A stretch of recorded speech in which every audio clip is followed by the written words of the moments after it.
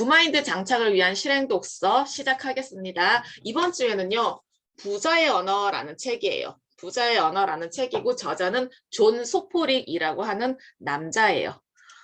먼저 저자 소개를 하자면 존 소포릭은 아버지예요. 아들을 키우고 있는 아버지인데 어떻게 하면 아들에게 부자의 언어를 전해줄 수 있을까를 고민하다가 책을 쓰게 됐어요. 특별한 재능도 없었고 전문 기술도 없었고 뛰어난 학벌도 없었던 그 20대를 보낸 사람이에요. 그리고 돈이 없어서 불편한 그 상황을 넘어서 너무나 불안하고 공포스럽고 절망 상태를 경험한 사람이에요.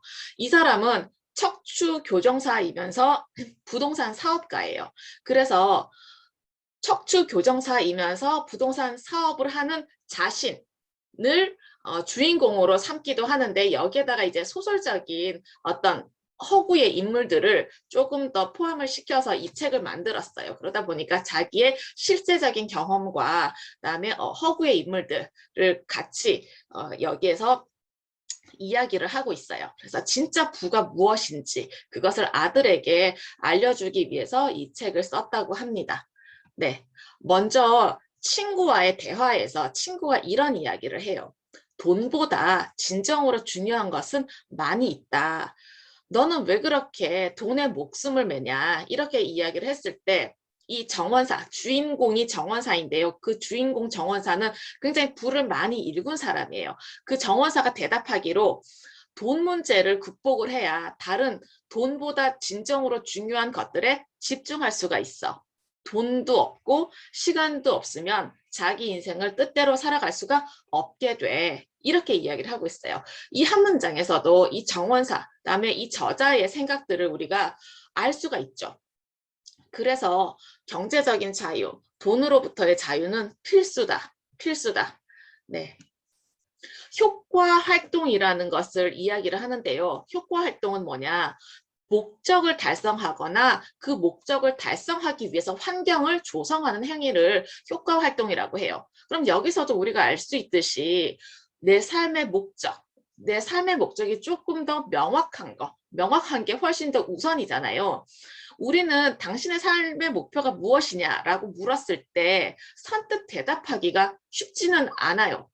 아마 명확하게 이 삶의 목적이 있는 선배님들도 계시겠지만요. 그 목표를 명확하게 말하기까지는 오랜 시간 나에 대해서 탐색하고 나의 가치관에 대해서 꾸준히 생각해 오셨던 분이실 거예요. 저자가 이렇게 이야기를 해요. 제대로 된 일을 하는 것이 일을 제대로 하는 것보다 훨씬 중요하다고 해요. 제 주변에 정말 열심히 사는 분들이 많거든요. 열심히 사는 분들이 많은데 물어보면은 별로 경제적인 부를 이루지는 못했어요. 이분들은 그냥 열심히 사는 것으로 만족하는 분들인 것 같아요. 그러면 일을 제대로 하는 것보다 더 중요한 것이 제대로 된 일을 하는 건데요. 제대로 된 일이 뭐냐? 내 삶의 목적과 연결된 일이겠죠. 내 삶의 목적과 연결된 일. 내 삶의 목적과 연결되지 않은 일을 아무리 제대로 열심히 한다고 했을 때 내가 정말로 삶의 만족감, 시간이 많이 지난 후에 내 삶에 대해서 얼마나 내가 만족스러울까 이런 부분들에 대한 이야기를 하고 있어요. 제대로 된 일을 한다는 말은 목표한 결과에 닿을 수 있는 효율적인 일을 한다는 뜻이다 라고 말해요. 그리고 또 효과 시간에 대해서도 이야기를 하는데요. 이건 뭐냐? 제대로 된 일을 하는 시간을 말해요. 이 일을 제대로 하는 게 아니라 제대로 된 일, 내 목표와 연결된 그 제대로 된 일을 하는 시간을 말을 해요. 그러니까 우리가 살아가는 그 하루 24시간을 얼마나 내가 유의미하게 쓰느냐. 하루 24시간은 똑같지만은 이 24시간을 누군가는 유의미하게 쓸 것이고 누군가는 무의미하게 쓸 거란 말이죠. 우리는 유의미하게 쓰는 그 시간을 늘려나가야 한다는 거죠. 우리가 목표를 명확하게 갖고 있다면 이게 가능하죠. 매일 단조로운 노동을 사랑하려면 말로 다 할 수 없는 괴로움이 따라오기도 한다고 그래요. 이분은 정원사이기 때문에 매일 단조로운 노동을 사랑하지 않고는 그 정원 일을 할 수가 없었어요. 그래서 매일 단조로운 노동의 힘에 대해서도 강조를 해요. 성공은 때로는 하고 싶지 않은 일을 하는 것, 성공은 때로 하고 싶지 않은 일을 하는 것을 근간으로 하는데 이 단조로운 노동에 대해서 우리는 어느 순간 굉장히 무가치한 일이라고 생각하기도 해요. 그렇지만은 정호사는 그렇게 얘기하지 않아요. 이런 매일 단조로운 노동은요. 애인이 아니라 그러니까 열정을 가지고 하는 그런 애인이 아니라 오랫동안 수사하게 사귄 그 친구나 마찬가지다. 그리고 이 매일 단조로운 노동으로 인해서 우리가 생계를 꾸려나가는 것도 굉장히 고결한 일이다. 존엄한 일이다. 라고 말을 하고 있는 거죠. 선배님들은요. 특별한 삶을 살고 싶으신지 평범한 삶을 살고 싶으신지 제가 여쭤볼게요. 우리는 특별한 삶을 사는 대가를 치르든가 아니면 평범한 삶을 살면서 후회를 한다고 그래요. 특별한 삶은요. 나의 여가 시간을 희생시켜요. 그 여가 시간 동안에 내가 그 특별한 뭔가를 하기 위해서 효과 시간을 보내고 있다는 거죠. 그런데 평범한 삶은 나의 소중한 꿈을 희생시킬 수가 있다는 거죠. 그래서 평범하고 편안한 삶은 우리를 그 어디로도 데려가 주지 않는다라고 단호하게 말하고 있어요. 이 책에서 저자는 굉장히 강력한 어투 그리고 멘티에게 하는 아주 부드러운 말투 두 가지 어투로 이야기를 하고 있는데요. 정말 어떤 부분에서는 굉장히 강하게 단호하게 이야기를 하는데 바로 이 부분이었어요. 너 특별하게 살고 싶니? 아니면 그냥 그렇게 평범하게 살고 싶니? 선배님들 어린 시절 어떤 삶이 훨씬 더 가치롭다고 이야기를 들으셨나요? 그냥 평범하게 사는 게 가장 좋은 거야. 그냥 평범하게 살면 돼. 이런 이야기를 많이 들으셨나요? 혹시? 저는 상담할 때 이제 우리 청소년 아이들을 많이 만났는데요. 이 아이들 중에 이제 많은 아이들이 평범한 삶이 꿈인 아이들이 있어요. 왜냐면 자기의 지금 상황이 평범하지조차 않았기 때문에, 않다고 생각하기 때문에 평범한 삶을 꿈을 꾸는데 이 평범함이라는 것은 어디에서 왔을까? 도대체 누구로부터 이 평범한 삶이 중요하다는 게 왔을까라는 생각을 좀 해봤어요. 네, 우리 선배님들은 모두 다 자기만의 유니크한 특별한 삶을 꿈꾸시길 바라봐요. 네, 그리고 희생이라는 이야기가 나와요. 희생. 희생은 더 나은 명분을 위해서 무언가를 포기하는 것인데요. 부를 일구기 위해서는 반드시 희생이 필요해요. 네, 반드시 희생이 필요해요. 특별한 희생과 평범한 노동 사이에는요, 아주 근본적인 차이가 있다고 말하고 있어요. 선배님들은 부를 일구기 위해서 아주 특별한 나의 삶을 살기 위해서 무엇을 희생하고 계시나요? 무엇을 희생하고 계시나요? 정말 나의 시간, 나의 오롯이 온전히 나를 만들어가는 그 시간은 절대 희생시키지 않으셨으면 좋겠어요. 왜냐하면 그 시간은 부와 직결되기 때문이에요. 네, 이 얘기를 좀 하고 넘어갈게요. 이 정원사가 이야기하기로 정원사의 성공에는요, 이게 포함이 되어 있었어요. 아주 중심축이에요. 고된 노동. 노동을 아주 중요하게 여겨. 고된 노동과 매일의 정신 수양이 바로 성공의 비결이라는 거죠. 이 두 가지가 정원사의 경제적인 명운에 영향을 끼쳤어요. 정신 수양은 뭐냐? 깊이 숙고하는 시간, 깊이 생각하는 시간, 매일 정신 수양을 하는 시간을 가지라는 거죠. 매일 정신 수양을 하는 그 시간, 기도하는 것처럼 매일 집중하는 그 행위는요, 태도를 유지시켜주고 투지에 불을 붙이고 그리고 행운까지도 만들어주는 시간이에요. 그래서 선배님들, 신앙을 갖고 계신 선배님들은 분명 매일 기도를 하실 테고, 그리고 신앙이 없는 분들은요, 나의 아이디어 노트, 그다음에 나의 생각하는 시간, 이런 것들을 반드시 가지셨으면 좋겠어요. 그게 바로 경제적인 명운에 영향을 끼친다고 정원사가 이야기를 하고 있어요.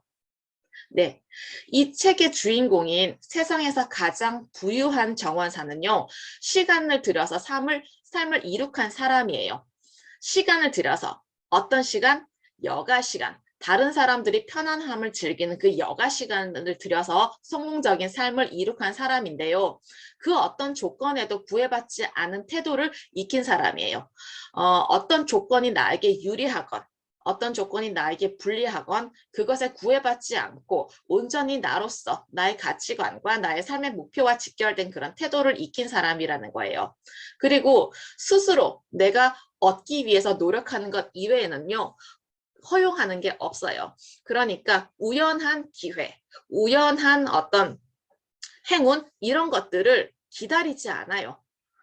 스스로 노력하고 스스로 배우고 스스로 실행하는 사람이라는 거죠. 결과에 상관없이 노력 자체로 자부심을 아는 사람이고요. 적은 것에 만족하지 않아요. 아주 사소하고 아주 적은 것에 만족하지 않고 그보다 이렇게 물어봐요. 나라고 안 될 게 뭐가 있어? 라고 조용하게 묻는 사람이라는 거죠. 나라고 안 될 게 뭐가 있어? 지금 2021년 3월 이 시점에요. 누군가는 이렇게 생각해요. 이미 자산의 차이가 너무 많이 벌어져 있고 지금 내가 투자자로 나서기에는 너무나 불리한 상황이기 때문에 쳐다보지도 않은 사람이 있어요. 그런데 또 한편으로는 나라고 안 될 게 뭐가 있어? 라고 하면서 공부를 시작하고 기회를 찾는 사람이 있단 말이죠. 선배님들은 어떤 걸 선택하실지 궁금해요. 네, 넘어가 볼게요. 우리는 인생을 살면서 비극이 나에게 오지 않기를 바라잖아요. 그런데 그 비극이라는 것, 그 자체보다는 내가 비극을 어떻게 대하는가, 내가 비극을 어떻게 바라보는가에 따라서 우리의 반응이 우리의 인생을 정의한다는 거예요. 우리는 계절이 봄, 여름, 가을, 겨울 온도가 올라갔다가 온도가 떨어졌다가 이게 반복된다는 사실을 알고 있잖아요. 그래서 이 정원사도요, 자신에게 겨울이 한창일 때 자신 속에 여름이 자라나고 있음을 배웠어요. 그 사실을 깨달았어요. 그것을 아는 것과 그것을 모르는 것이 바로 우리가 지금 이 순간을 어떻게 살아갈지를 결정하는 지점이라고 생각을 해요. 그래서 우리는 그 온도가 떨어지고 너무 춥고 너무 힘든 그런 상황들조차도 버틸 수 있고 버텨야만 한다라는 사실이에요. 왜냐하면 그게 바로 자연의 이치이기 때문이죠. 네, 첫 30년, 그 다음에 다음 30년, 그 다음 30년에 대해서 이야기를 하고 있어요. 인생의 첫 30년은요, 돈에 대한 배움의 기간이에요. 너무 중요하죠. 이때 내가 돈을 어떻게 바라보느냐에 대한 시선이 나도 모르게 잡히는 것 같아요. 나에게 영향을 주었던 아주 의미 있는 타인들이 돈에 대해서 아주 긍정적인 생각을 갖고 있는지, 돈에 대해서 부정적인 생각을 갖고 있는지에 따라서 굉장히 큰 영향을 받아요. 돈은 굉장히 중요한 거야. 돈은 많으면 많을수록 좋아. 그 많은 돈으로 선한 영향을 끼치면 돼. 라는 이야기를 들어온 분들은요. 어떻게든 내가 큰 부를 일구기 위해서 배우고 노력을 하겠죠. 그런데 이 첫 30년 동안 돈은 악의 축이야. 돈을 많이 갖게 되면 불행이 닥쳐와. 돈은 많은 것보다 그냥 내가 먹고 살아갈 만큼 그만큼만 있으면 충분해. 라고 이야기를 들은 분들은요, 돈을 많이 갖는 것에 대해서 굉장히 두려워할 수가 있어요. 그래서 나는 첫 30년을 어떤 돈의 가치관을 배웠는지 선배님들이 좀 떠올려 보셨으면 좋겠어요. 그리고 30에서부터 60, 그러니까 30대에서부터 60대까지의 30년 동안은요, 그 가치관을 바탕으로 해서 돈을 벌어들이는 기간이죠. 정말 지금 우리가 이 다음 30년에 포함이 되어 있는데요. 이 돈을 버는 기간 동안 정말 벌기도 하고 잃기도 하면서 다양한 경험을 해요. 다양한 경험을 하면서 또 나름대로 나만의 돈에 대한 가치관을 다시 만들게 되죠. 그런 다음에 마지막 30년, 60대에서부터 90대까지는요. 정확하게 돈을 쓰는 기간이에요. 저는 이런 생각을 해요. 제가 노인이 되었을 때는요, 그 이전에 정말 돈을 열심히 벌기 위해서 노력을 했기 때문에 그 이후 30년은 충분히 도울 수 있기를 바라요. 네, 충분히 열심히 살아가는 사람들에게 돈을 주면서 정확하게 돈을 좀 쓴다면 너무 인생이 행복할 것 같다는 생각을 했어요. 그런 첫 30년, 그 다음 30년, 그리고 마지막 30년조차도 우리는 자연의 속도로 가고 있어요. 자연의 속도를 받아들이라고 이야기를 하는데요. 그 자연의 속도를 받아들이게 되면요. 우리는 자연의 비밀이 인내, 버티는 거라는 사실을 알게 돼요. 성급하게 굴 필요도 없죠. 조급하게 굴 필요도 없어요. 어차피 우리는 사이클로 움직이니까요. 계절대로 움직이니까요. 그렇게 자연의 비밀을 알고 우리가 인내하게 되면요. 결국에는 완성되어 갈 수 있어요. 완성되어 가는 그 과정 중에 있다는 거죠. 그래서 부는 각각의 계절, 봄, 여름, 가을, 겨울에 따라서 다른 양상으로 펼쳐진다는 그 사실을 우리가 이해하면은 내가 힘들 때나 내가 조금 더 편안할 때나 우리가 준비할 수 있을 거라는 생각이 들어요. 오늘은 불가능한 일이지만은 내일은 그 불가능한 일이 현실이 될 수 있다고 단호하게 말하고 있어요. 뭐가 있다면 바로 명확한 생각, 그리고 지속성, 그리고 헌신이 있다면요. 초보 정원사도 놀랄 만큼 짧은 시간 안에 숙련된 정원사로 성장할 수가 있어요. 여기에서 이 성공한 숙련된 정원사가 초보 정원사 짐이라고 하는 자신의 멘티에게 자신의 부를 일구어 왔던 경험들을 나누고 있는데요. 우리에게도 이런 숙련된 정원사, 성공한 정원사가 곁에 있다면 금세 그 부에 대해서 진실을 알 수가 있겠죠.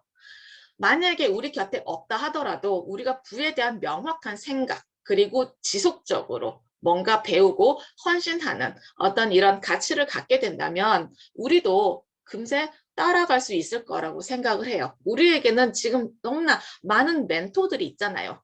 이 책도 있고요. 저자들도 있고요. 강좌들도 많고요. 정말 많은 멘토들이 있기 때문에 우리가 얼마나 헌신하느냐에 따라서 앞으로 우리의 삶은 충분히 우리가 불가능한 일이라고 생각했던 것조차도 현실이 될 거라고 확신을 해요.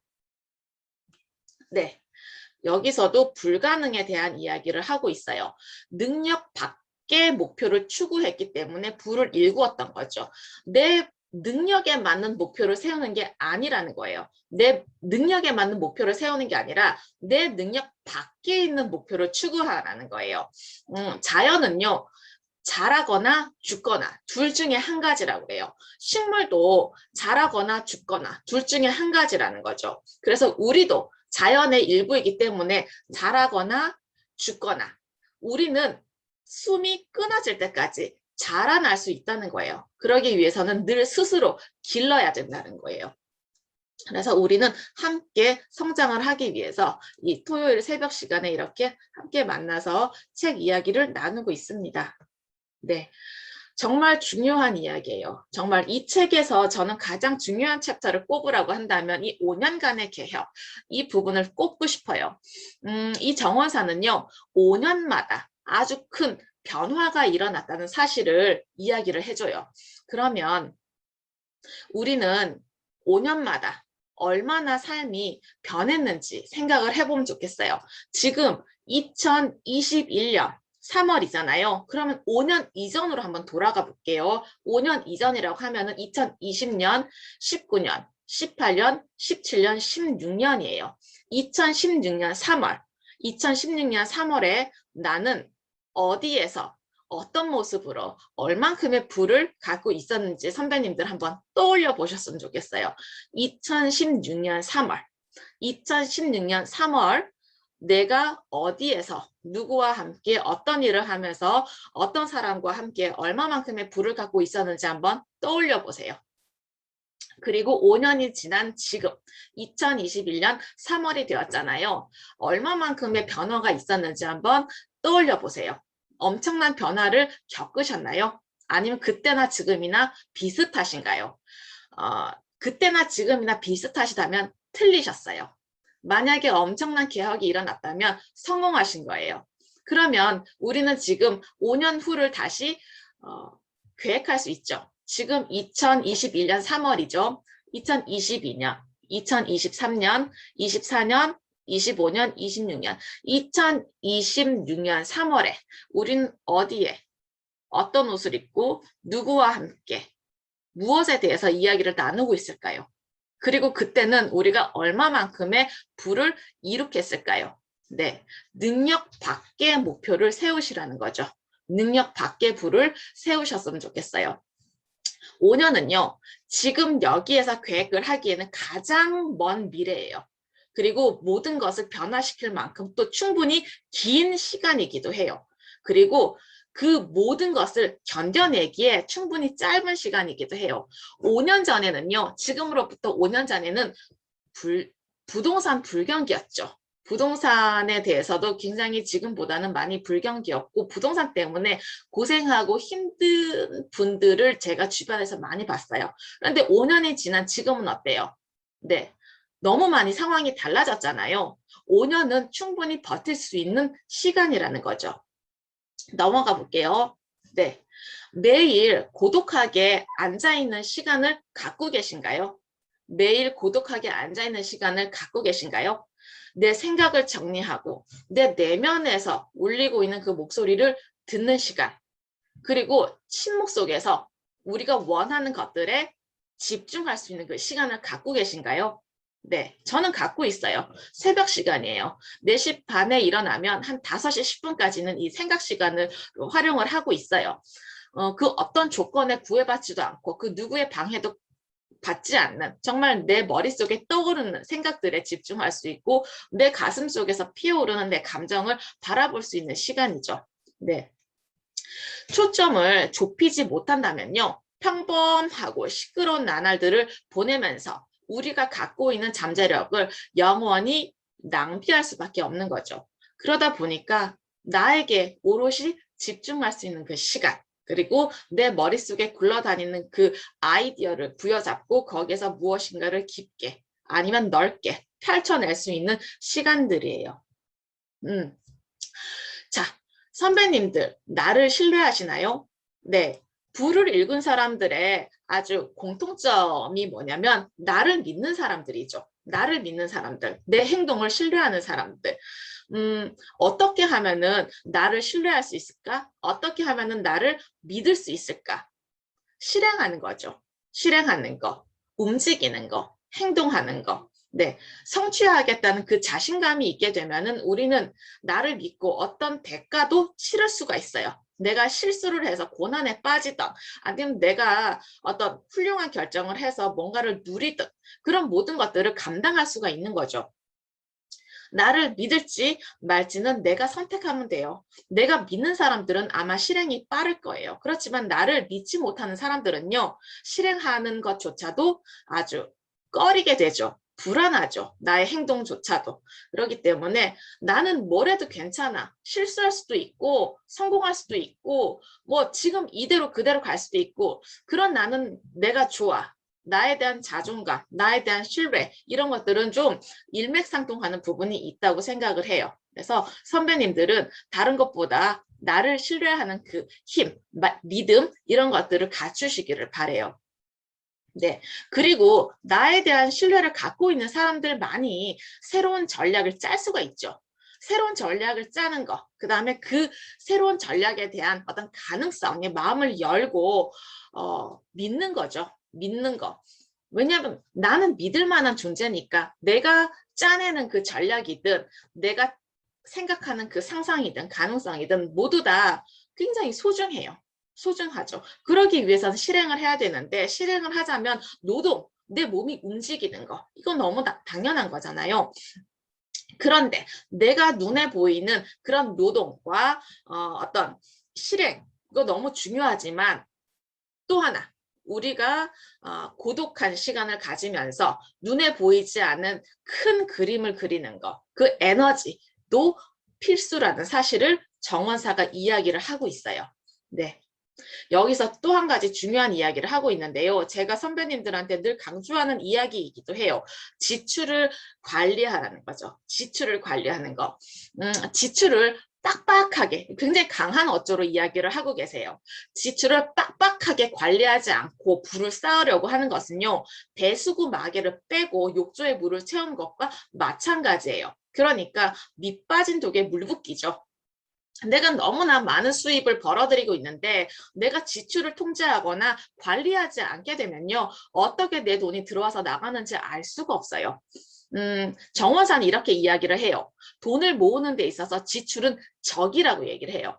그리고 호화롭게 과시하거나 사치스러운데 부를 낭비하지 않아야 된다고 해요. 그리고 가진 것보다 한 단계 낮은 수준에서 생활하는 것이 미덕이라고 하죠. 그렇기 때문에 지출을 빡빡하게 관리하라. 의미 없는 곳에 돈을 쓰지 말아라. 이렇게 이야기를 하고 있어요. 지출을 관리하는 게 어렵다면요. 네.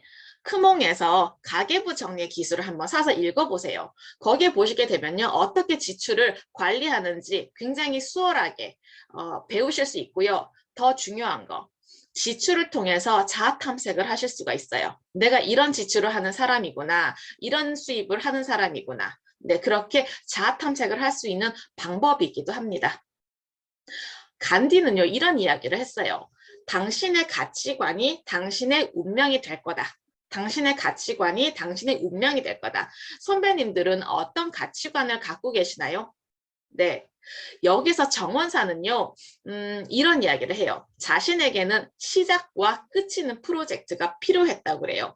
이분은요, 척추 교정사이면서 부동산 투자자였는데요. 척추 교정사 일을 하면서는요, 그 매일 쳇바퀴 같은 그 생활에서 큰 만족감을 느끼지를 못했대요. 그러니까 단순한 어떤 노동, 단순한 어떤 그런 사람들의 치료 이런 것들만 했지 여기에서 큰 자신의 가치관이나 의미 있는 삶에 대한 만족을 추구하지 못했어요. 그렇기 때문에 부동산 일을 했는데 허름한 집을 사서 그래서 아주 사람들이 편안하게 살 수 있도록 개조를 했어요. 1년에 5채.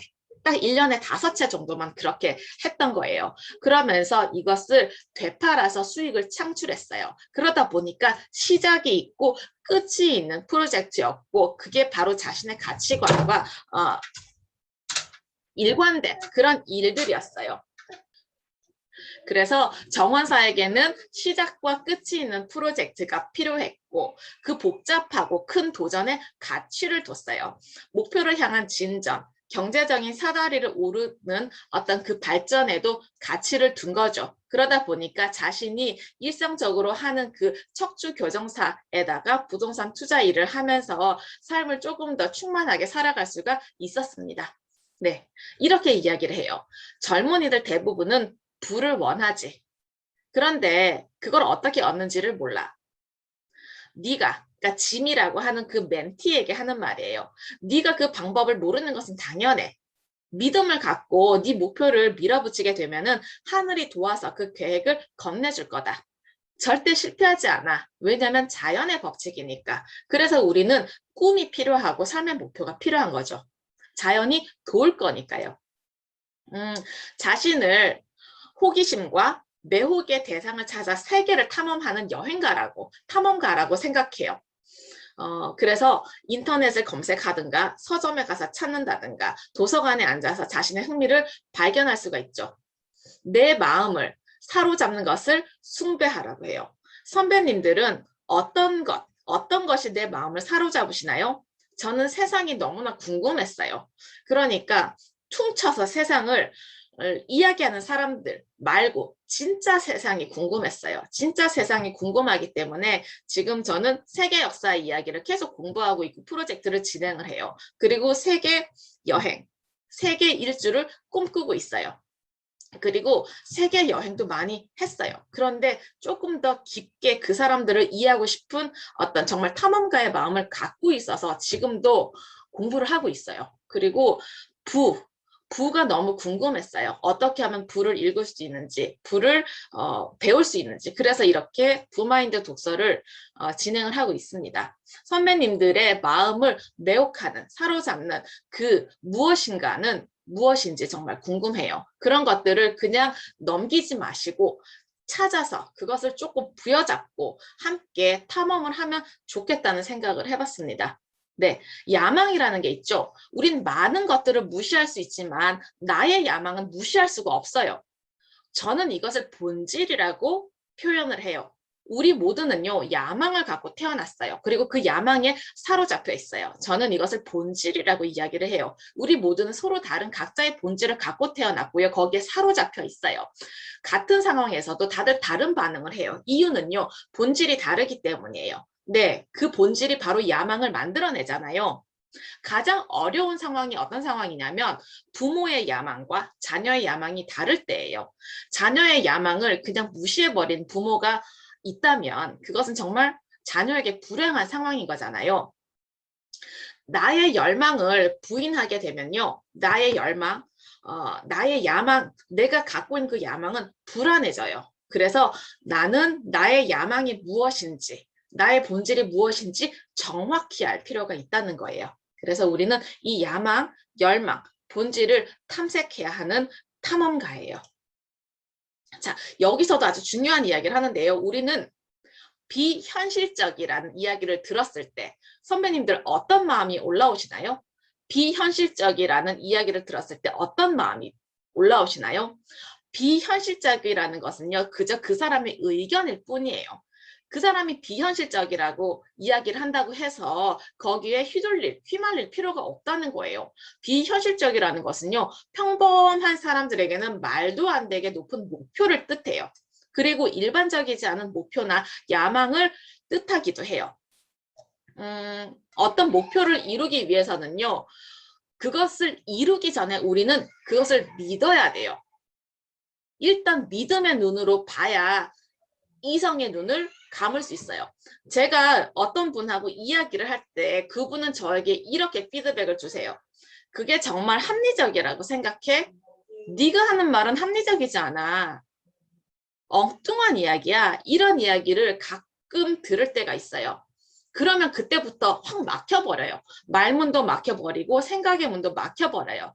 그런데 그거는 그분의 의견이라는 것뿐이죠. 그 의견에 우리가 휘말릴 필요가 없다는 거죠. 우리는 조금 더 비현실적인 상상을 하는 것이 우리의 직관을 믿는 방식이에요. 그래서 인도 사람들이 우리의 시선으로 봤을 때는 가난하고 불행한 인생을 산다고 볼 수가 있지만요. 그들은 그렇게 생각하지 않아요. 그들은 이성보다 감정, 직관 이런 것들을 훨씬 더 중요하게 여기기 때문에 그들의 삶에 굉장히 만족하고 행복감을 느낀다고 합니다. 네. 이 챕터도 저는 굉장히 중요하게 생각을 했는데요. 내부자 집단이라는 챕터가 있어요. 내부자 집단은 대개 누군가의 마음가짐과 생각에 영향을 미치는 사람들로 구성된 사적인 소규모의 집단을 의미를 해요.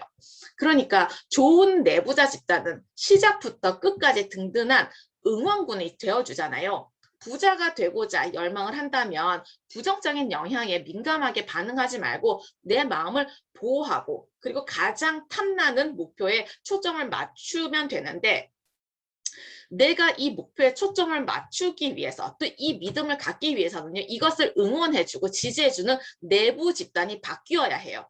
네, 내부 집단을 정말 뭐라고 하죠? 나를 힘 빠지게 하는 사람들, 나를 더 속상하게 하는 사람들을 내부자 집단으로 갖고 계신다면요. 가차없이 바꾸셔야 돼요. 네, 그래서 좋은 내부자 집단이 아주 중요하다는 이야기예요. 목표는 평범한 도전을 위한 게 아니에요. 우리가 현재 자리에서 얻을 수 없는 특별한 꿈을 위해서 목표를 세우는 거죠. 목표가 있으면요. 우리가 자신도 미처 몰랐던 내면의 지혜가 발동을 해요. 그래서 목표는 이성으로는 가늠할 수 없는 가능성의 문을 열어줍니다. 네, 그 특별한 목표에 대해서 조금 이따 다시 한번 얘기를 나눠보도록 하고요. 멘티에게 이 정원사 멘토가 이렇게 이야기를 하고 있어요. 자네가 시간을 어떻게 쓰느냐에 따라서 가능성은 달라진다네. 자네의 주간 시간표를 보여주게나. 그러면 자네가 삶에서 뭘 가장 신경 쓰고 있는지 내가 말해줄 수 있지. 시간표를 흘낏 보기만 해도 자네의 미래를 예측할 수가 있어. 오늘의 시간은 내일을 예측하게 해주거든. 선배님들 주간 계획을 하시나요? 아니면 한 주간 동안 내가 보냈던 어떤 그런 기록들을 좀 하시나요? 그런 것들을 보게 되면요. 정말로 이 한 주간을 어떤 가치를 갖고 어떻게 내 목표를 위해서 살아가는지를 조금 볼 수가 있어요. 이 사람이 얼마나 건강한 사람인지 불건강한 사람인지조차도 판단할 수 있게 돼요. 내가 지금 불건강한 상황에 있다고 한다면요. 조금 내려놓고 내 방향을, 마음의 방향을 건강 쪽으로 바꿔야 되죠. 어떻게? 치료받는 거, 약물 치료받는 거, 상담 치료받는 거, 심리검사하면서 자아를 탐색하는 게 우선이에요. 근데 만약에 내가 건강한 상태에 도달해 있다고 한다면 조금 더 체계적으로 시간을 쓰면서 내 목표에 도달하기 위해서 시간을 쓰시면 돼요. 네. 네. 삶은요, 매일 새로운 요구를 해오고 있어요. 그래서 부족한 시간 속에서 가장 필요한 거, 우리 시간 늘 부족하잖아요. 가장 필요한 건요, 명상이라고 정문사가 말하고 있어요. 앞에서도 우리가 고독한 시간을 즐기라는 이야기를 들었고, 지금 여기에서도 매일 명상의 시간을 가져라는 말을 하고 있습니다. 네. 공포의 이야기를 하고 있어요. 공포. 우리 공포는 너무나 두려운 부분이잖아요. 그런데 그 공포에 대해서 긍정적인 측면을 이야기를 하는데요. 공포는 앞으로 일어날 문제에 주의를 기울이기 때문에 어떻게 보면 되게 긍정적인 면이 있음을 얘기를 해요. 결과에 대한 공포는요. 더 명확하게 사고해요. 그러니까 어떤 거냐면은 내가 이 상황이 최악에 도달했다면 어떤 상황일지, 돈은 얼마나 갖고 있을지, 내 주변에 사람은 얼마나 있을지, 그런 것들을 유추해 볼 수가 있게 되는 거죠. 그래서 어떻게 보면은 이 공포도 우리 삶에 필요하다. 왜냐하면 우리 사고를 확장시켜주기 때문에요. 편안함이라는 것은요, 적은 저축, 그 다음에 낮은 목표를 가지고 적은 봉급을 받으면서 그저 파산만 면하면서 살도록 우리를 가둬둔다는 거죠. 그래서 목표는 비현실적으로 세우고 우리 능력 밖의 것으로 세우라고 하는 이유가 편안함을 추구하지 말라는 뜻이에요. 왜냐하면 편안함 우리를 가두기 때문이죠. 미지의 세계로 함께 들어가기를 독려하고 있어요. 미지의 세계로 들어가야지만 우리는 자유로울 수 있기 때문이죠. 그래서 미지의 세계로 들어갈 수 있는 방법, 불편함을 기꺼이 받아들여라. 불편함을 기꺼이 받아들이고 꺼림칙함, 불편함, 공포도 기꺼이 받아들여라. 그렇지 않으면 편안하게 그냥 그저 그런 인생을 살아갈 수밖에 없다라고 이야기해요. 네, 이거 한번 해볼 거예요. 이 저자는요, 특별한 목표를 먼저 정하라고 그래요. 특별한 목표를 쓰고 나서 이것을 어떻게 하면 할 수 있을까? 이렇게 생각을 하는 거죠. 빈 종이를 그냥 바라보고 있어요. 그리고 아이디어가 떠오르기를 기다리면서 내 마음대로, 마음껏 그 가능성을 상상하는 거죠. 그러면서 매일 빈 종이에다가 목표에 관해서 새로운 아이디어를 5개씩만 추가해도요. 일주일이면은 35개의 아이디어들을 유추해낼 수가 있는 거죠. 네, 그러면 우리의 특별한 목표에 대해서 이야기를 하고요. 이 책에 대한 리뷰는 마치도록 하겠습니다. 이 책은요, 한 400페이지 가량이 있는데 오늘은 절반만 제가 리뷰를 했어요. 그래서 다음 시간에는 나머지 절반에 대해서 리뷰를 하도록 하겠습니다.